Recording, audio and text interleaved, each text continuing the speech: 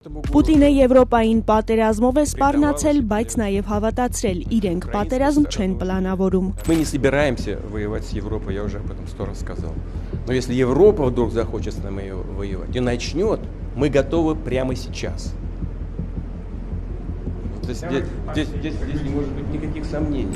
Ռուսաստանի նախագահի այս հայտարարությունը հնչել է Ուկրաինայում խաղաղության հասնելու Մոսկվայի ու Վաշինգտոնի բանակցությունների ֆոնին։ Պուտինն այդ հարցով անձամբ էր զրուցում Թրամփի բանագնաց Սթիվ Ուիթքոֆի ու Փեսայի Ջարեդ Քուշների հետ։ 5 ժամ խոսել են, հետո Կրեմլից հայտնել. խաղաղությունը ոչ մոտ է, ոչ էլ հեռու, փոխզիջման չեն հասել։ Փոխարենը Ռուսաստանի նախագահը գիտի, էլ որտեղ ու ինչպես կարող է նոր պատերազմ սկսել։ Только вопрос в чем? Если Европа вдруг начнет с нами войну, мне кажется, что очень быстро, это же не Украина. С Украиной мы там действуем хирургическим способом, аккуратненько, так? Чтобы, понятно, да?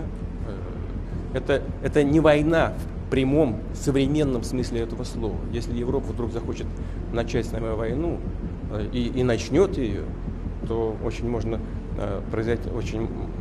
быстро произойти ситуация, при которой нам не с кем будет договариваться. Կրեմլի ղեկավարը եվրոպական պետություններին է մեղադրում Ուկրաինայի պատերազմը դադարեցնելու փորձերը խոչընդոտելու մեջ, ասում, թե եվրոպական տերությունները դուրս են մնացել խաղաղության բանակցություններից, քանի որ խզել են կապերը Ռուսաստանի հետ։ Մոտ 4 տարի շարունակվող ռուս-ուկրաինական պատերազմը դեռ նախորդ տարի Թրամփը մի օրում էր խոստացել կանգնեցնել, բայց այն դադարեցնելու հերթական պլանը ամերիկյան նոր առաջարկներն Ուկրաինայի սրտով չեն։ Այդ պլանը քննադատում են նաև Կիևի եվրոպացի դաշնակիցները։ Національний український інтерес має бути врахований։ Կիևը հայտարարում է, իրենց համար առաջնահերթություն են ինքնիշխանության պահպանումն ու անվտանգության հուսալի երաշխիքները։ Ու մինչ պաշտոնյաները բանակցում են առանց շոշափելի արդյունքների, ռազմաճակատում շարունակվում է դաժան պատերազմը։